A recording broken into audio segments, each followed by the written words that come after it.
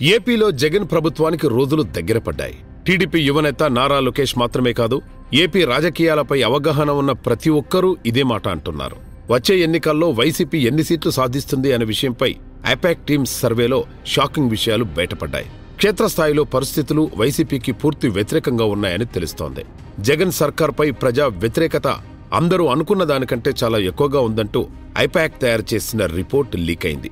ఈ నివేదిక చూశాక జగన్తో కలిసి పనిచేయడం ప్రమాదకరమని ఎన్నికల వ్యూహకర్త ప్రశాంత్ కిషోర్ భావిస్తున్నట్లు సమాచారం.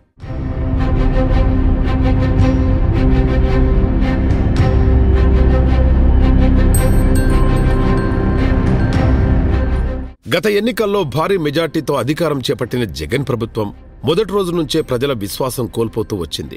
అధికారం మత్తులో అడ్డగోలు నిర్ణయాలతో రాష్ట్రాన్ని భ్రష్టు పట్టించారు సీఎం జగన్. లక్షల కోట్లు అప్పులు చేసి ఆ సొమ్మును జనాలకు పంచిపెడుతూ రాష్ట్ర వనరుల అడ్డగోలు దోపిడీకి తెరతీసింది వైసీపీ సర్కార్. అధికార పార్టీ నాయకుల దోపిడీ దౌర్జన్యాలతో వైసీపీ కార్యకర్తలే జగన్ ప్రభుత్వంపై దుమ్మెత్తిపోస్తున్నారు. ఎన్నికల ముందు ప్రజల పల్స్ ఎలా ఉందో తెలుసుకోవడానికి రాష్ట్ర వ్యాప్తంగా ఐపాక్ టీం చేసిన సర్వేలో జనాల నుంచి వచ్చిన రెస్పాన్స్ చూసి ప్రశాంత్ కిషోర్ షాక్ అయ్యారట.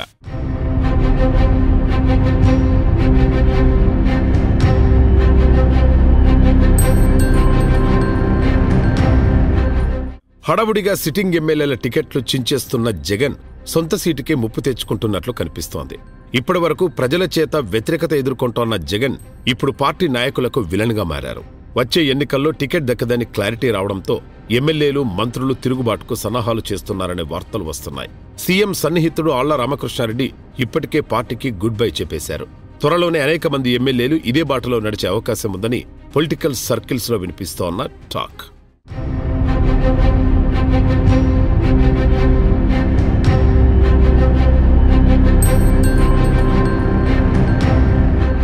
జగన్ సర్కార్ విధానాలను ప్రశ్నించిన, వైసీపీ నాయకుల అవినీతిపై విమర్శలు చేసిన, కేసులు, అరెస్టులతో నిరసన గళాలను నొక్కిపెట్టారు తాడేపల్లి ప్యాలెస్ పాలకులు.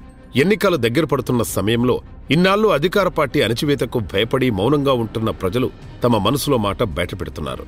దీంతో జగన్ ప్రభుత్వంపై ప్రజల్లో ఏ స్థాయిలో వ్యతిరేకత ఉందనే సంగతి వెలుగులోకొచ్చింది. జగన్ అభిమాన సర్వే సంస్థ ఐపాక్ టీం సభ్యుల ముందు కూడా ఏమాత్రం భయం లేకుండా తమ అభిప్రాయాలను కుండబద్దలు కొట్టినట్లు చెబుతున్నారట. ఎన్నికల నోటిఫికేషన్ వచ్చాక జగన్కు వ్యతిరేకంగా మరిన్ని నిరసన గళాలు గొంతు విప్పడం ఖాయంగా కనిపిస్తోంది.